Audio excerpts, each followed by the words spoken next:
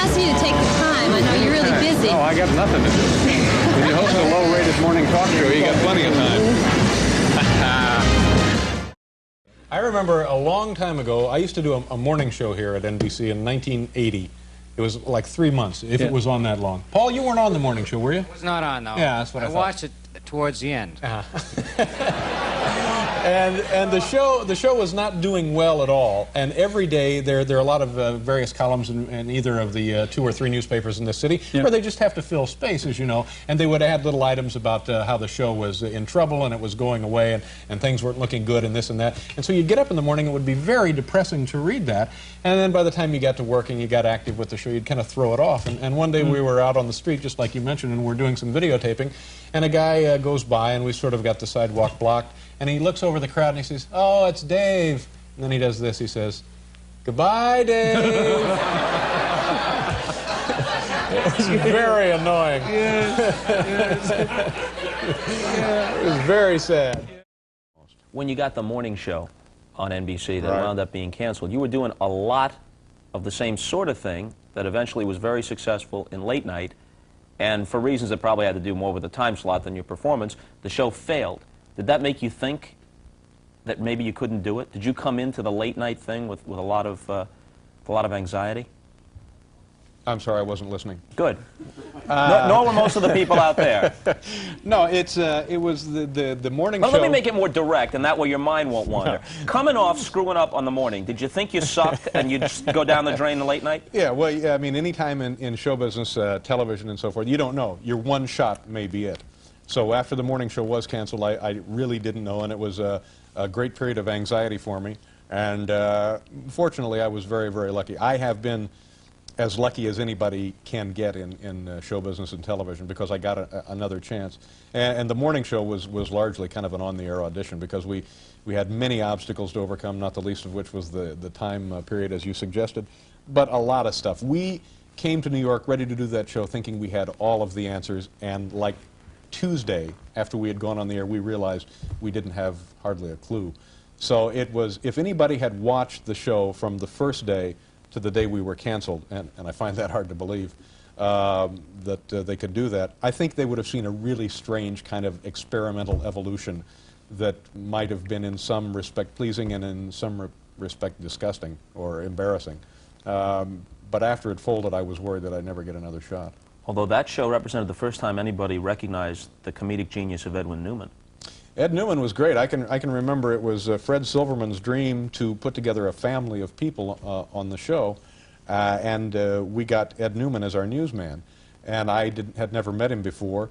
Caught him a couple of times looking in my windows, but that was really my only exposure to Ed, so to speak. And he came on. And Interesting choice of words in that scenario. He was, and still is, a very bright man, a very witty man, and I think in that context, as limited as the exposure was, the people in the studio audience felt a real warmth and took quite a liking to the guy, and he was always a plus for us when the list of pluses was pretty short. You know, ladies and gentlemen, by coincidence, today, June 23rd, is it June 23rd? I think so. 1995, June 23rd, 1980 was the first show I ever did on network television over there at NBC. No kidding. 15 years ago. Thank you very much. Look at this.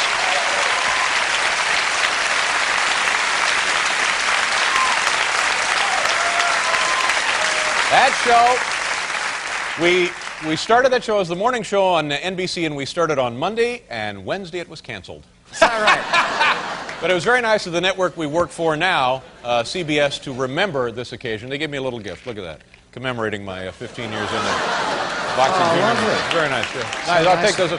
I'll enjoy these in the car on the ride home. Yeah. I mentioned this earlier, that 15 years ago today, my very first network television show, and many of us here on The Late Show were working on that same... were you on that show? I wasn't on it, no. Oh. I joined right after that. Okay. Was not on in the morning. All right. So anyway, we have now, and I have to tell you something, this is the kind of thing that embarrasses me silly.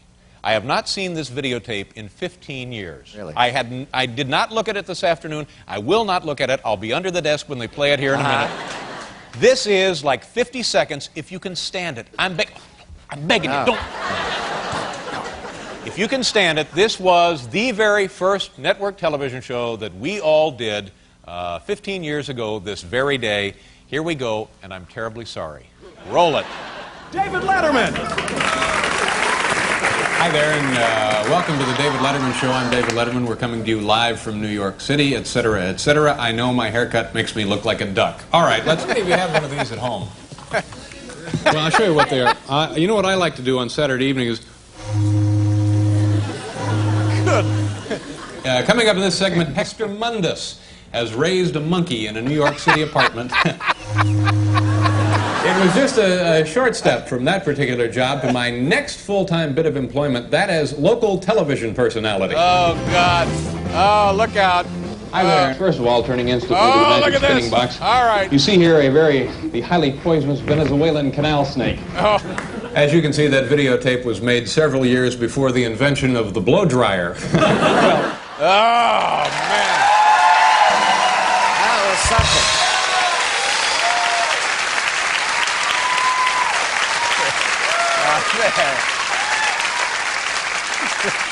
Now there was a serious golfer, if you know what I mean. But you know, Paul, 15 years later, I'm Captain TV. See that? It's Captain TV, it's Captain TV, not Sergeant on the radio, he's the guy with the late night show. Hey, it's Captain TV. Okay. Thank you. Nice to see you. Bye-bye.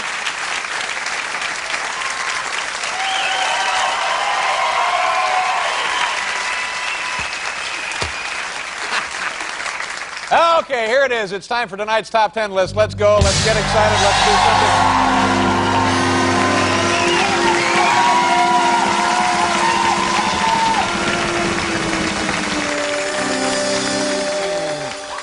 Look like I'd have been selling cars or something, huh? You want to look at the new Nissans or something? No, there it is. How about a Toyota? We can put you in a Toyota. You like that? You're looking for a wagon or something sporty? Yeah, hey. Hey, thank you very much. Yeah, hi, how are you? I got me a little TV show here in the morning. Could I be a bigger newt? Hi, nice to see you. Woman who lived with a chimp for a year. She'll be our first guest. Yeah, there I am. Yes, sir. Bring her out. Yeah, I got me. What was I, 12 then? Looks like it. I mean, it's kind of like a little 4-H project here, this little show of mine. It's been such a pleasure just sitting here listening to you talk, and I just want to tell you how much I admire your show now and the morning show that you did and everything else you've done. The morning show especially was always, when I was in college watching it, was one of the greatest things knock ever. off the bull. All right.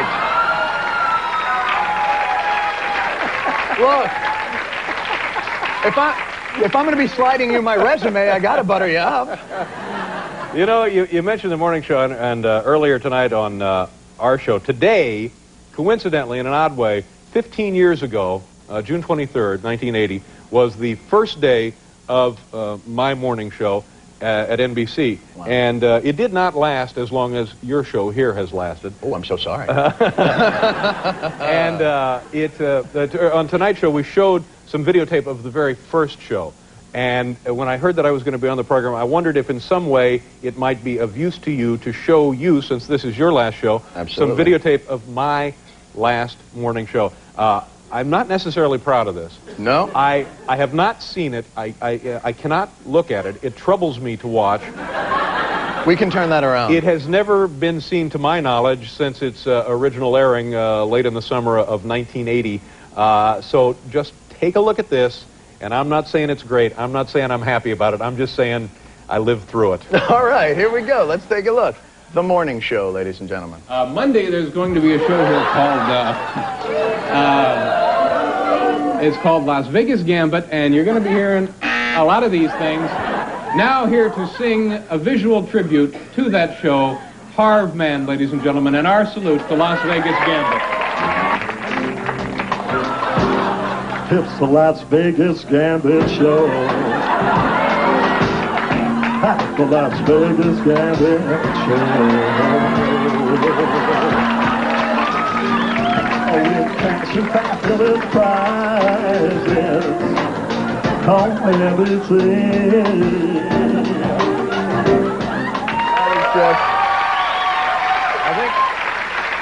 That is very moving.